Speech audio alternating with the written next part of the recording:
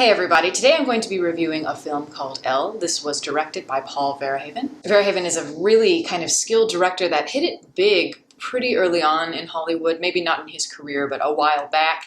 And he made a lot of big hits like Basic Instinct and Total Recall. And with this film, Elle, he originally wanted to make it in the United States, but he kind of was having issues with that. I think because of the content, he kind of struggled with distributing. And I just don't think that an American audience would warm up to a film that is so convoluted and one that doesn't kind of play by the rules in the traditional sense. And also, I don't think that Americans typically would be accepting of a female hero at the forefront of a film that is as frustrating, as complex, and as flawed as this one. So we decided to film in France with a French cast and a French crew, and the results are astounding. I think this is one of the most complex, most interesting films of the year, for me at least. It's one that I think I can see myself returning to this film over and over and over again throughout the years and always seeing new things, seeing new layers, new nuances, and finding new meanings. And it's hard for me to talk about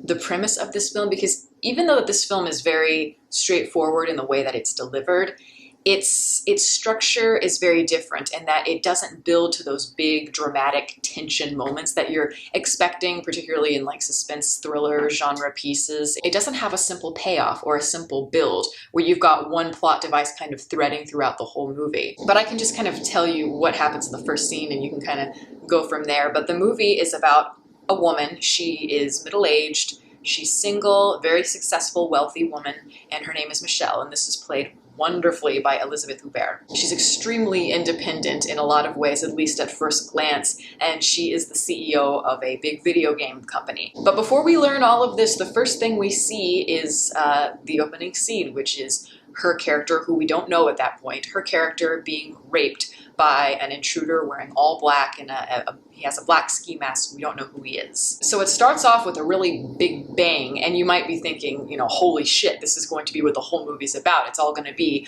about her trying to find the culprit.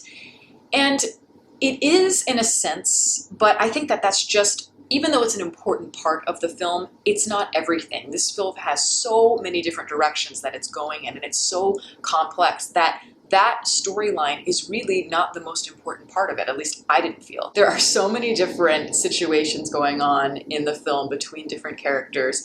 And a lot of it is very bizarre. I think this film has definitely a lot of kind of satirical bite to it. I found it to be quite funny, even though it is a dark, very perverse film at the same time. It's a movie that loves to mess with you. It loves to manipulate you consciously. So what it will do is maybe a big shocking moment will happen and you think, oh my gosh, like now we're going to be focusing on that. That's going to be used later on in the film.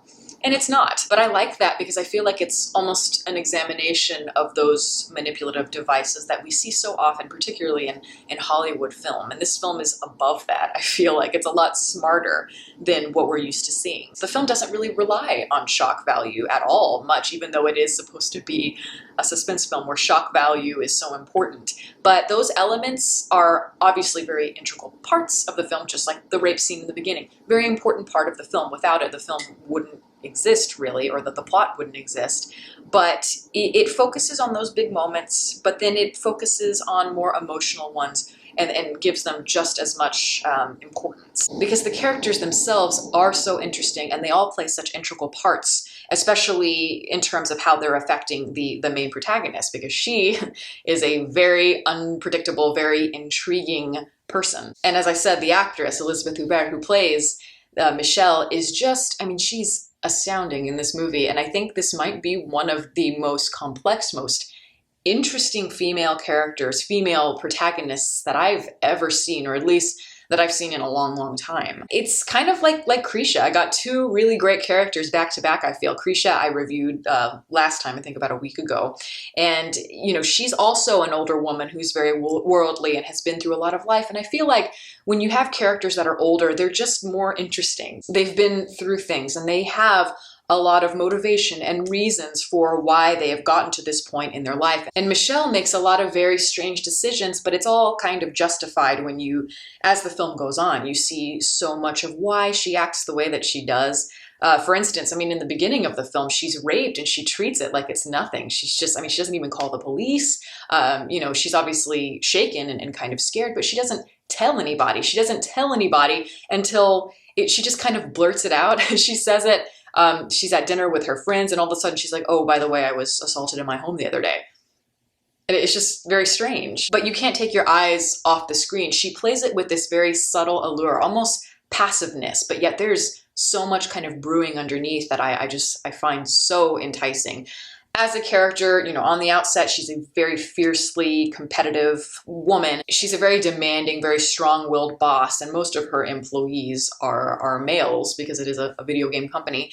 But there's a lot to her. She's extremely jealous of her ex-husband, I think, because he's dating a younger woman now, and she's always trying to sabotage him in just very cruel ways. She's an overbearing mother to a very unmotivated, very wimpy son who has a girlfriend who's pregnant, and she also is having an affair with her best friend's husband. She's somebody who is very difficult, very flawed, yet so interesting, which you don't really see on screen, especially in American movies. You just don't see that. I mean, you might see it from a male protagonist. That is very normal, to see a male antihero, but to see a female antihero, you don't see it very often. Even though a lot of things happen to her in this movie, she is not the victim. She is always in control of what's happening. And even if she doesn't seem like she is in the moment, she will be later on in the film. Whether her decisions are moral or immoral, of course, is up for debate. But she's a fully fleshed out, fully dimensional character with, I think, a lot of chutzpah. Yes, this is a very convoluted story, but I think once you kind of distance yourself and you see the whole film as a whole, you've let it marinate in your mind a little bit, you can see a lot of the core themes, and I think that they're quite poignant. This is a movie that is about being right on the edge, and that fascination we have with being on the edge, whether that's maybe aggressive edge or maybe edge sexually. Well, what's so interesting is that aggression, anger, pain, all of those things, and sexuality often blur together, and in this film it becomes this kind of psychosexual blend, like this violent combination, and it can be difficult to watch at times, very kind of cringe-inducing. And you see hints of that in all the different relationships that Michelle has, whether romantically or not. Through that, you see her multiple facets as well, and some of these characters are able to keep her in control of her emotions, while others quite perversely keep her, as I said, on edge. And the film, to me, through the character of Michelle, is kind of studying the relationship between vulnerability and being in control of one's emotions and the nature of violence and how sexuality mixes with that and makes everything so much more complicated. And also the fact that so much of that is normalized in entertainment. There's a prime reason for why that she is the CEO of a video game company, because you look at video games, and especially the video games that she works on, and many of them are very kind of hyper-sexualized, hyper-violent works that are used for entertainment. It's become more and more romanticized. And also we learn later on that Michelle's father is actually one of the most famous serial killers in France. And he was arrested when she was a little girl, and she witnessed all of it. And some people even think that she might have been an accomplice to him, even as a little girl. So ever since her father was sent to prison, she hasn't seen him since. And she has gone her whole life as being seen as this symbol of maybe darkness, immorality, and maybe tarnished innocence. And it's that haunting violence that people just love to romanticize, and serial killers and all of that.